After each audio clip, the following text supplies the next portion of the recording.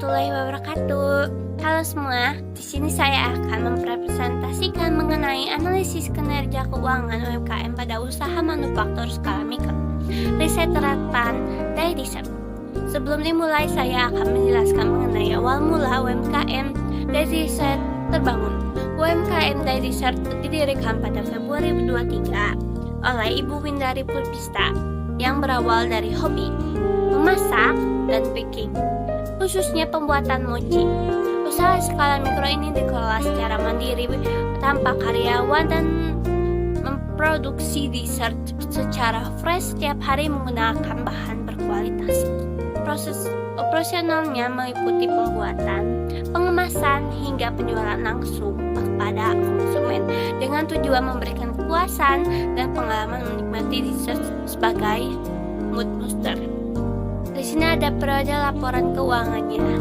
Ibu Windari menyusun laporan keuangan setiap bulan karena transaksi pada usaha dari dessert bersifat sederhana, berulang, dan tidak melibatkan banyak akun. Di sini ada contoh bukti transaksinya.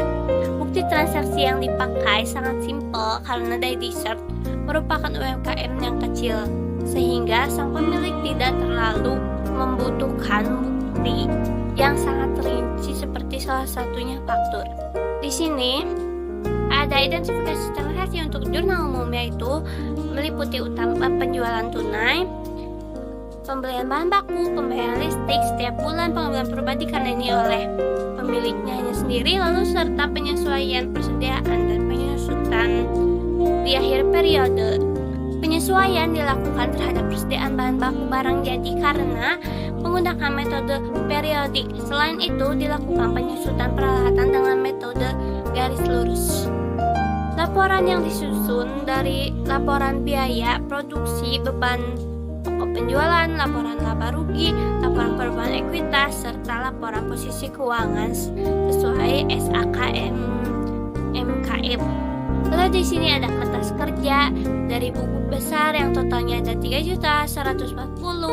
Lalu ada neraca saldo yang telah disesuaikan senilai 3.360.000. Lalu di sini juga ada biaya pokok produksi dengan seharga 748 di debit dan 210 di kredit. Lalu ada laba rugi 20 di debit dan 840 di kredit. Lalu ada posisi keuangan dengan di debitnya 2.592 dan kreditnya 2.310. Masing-masing ada selisih 282.000. Lalu ada laporan biaya pokok produksi untuk periode yang berakhir pada Desember. Di sini berdasarkan biaya pokok produksi yang mencapai uang sebesar 448 serta mencapai uang sebesar 438 setelah dikurang dengan beban. Lalu biaya penyusutan alat pabrik uang 10.000 itu dimasukkan ke dalam situ untuk dikurangkan. Lalu ada laporan beban pokok penjualan dengan hasil biaya pokok penjualannya 538. Setelah itu saya akan menjelaskan mengenai hasil laba rugi. Usaha memperoleh pendapatan sebesar 840.000 selama sebulan Desember. Setelah dikurangi beban pokok penjualan 538.000 dan beban listrik 20.000, diperoleh laba bersih 282.000. Lalu ada perubahan ekuitas. Modal awalnya sebesar 1.935.417 rupiah. Lalu ada mengalami peningkatan karena adanya laba bersih setelah dikurangi pengambilannya 200. Modal akhir tercatat sebagai 2.017.417 rupiah. Lalu ada posisi keuangan untuk periode yang berakhir Desember 31. Di aset ada kas, persediaan bahan baku, persediaan barang jadi, peralatan, dan akumulasi penyusutan.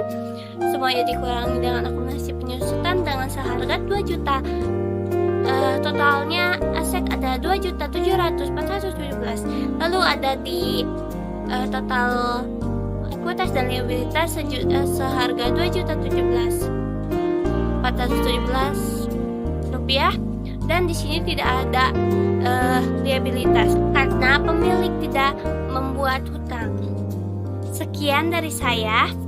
Sebelumnya saya akan menjelaskan kesimpulannya terlebih dahulu. Yang pertama, secara keseluruhan Dai Dessert berada dalam kondisi sehat, memperoleh laba, tidak memiliki utang, serta mampu meningkatkan modal pemilik meskipun masih menggunakan sistem pencatatan sederhana.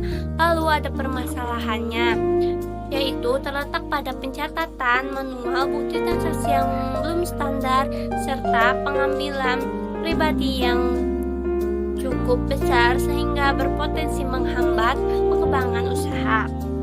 Saya memiliki rekomendasi untuk usaha ini, yaitu disarankan agar pemilik memisahkan uang pribadi dan usaha, membatasi price, menggunakan bukti transaksi sederhana yang lebih rapi, menyusun laporan rutin, serta mengendalikan biaya bahan baku dan operasional melalui anggaran. Mungkin segitu saja dari saya. Mohon maaf bila ada perkataan yang salah atau kurang baik diucapkan. Wassalamualaikum warahmatullahi wabarakatuh.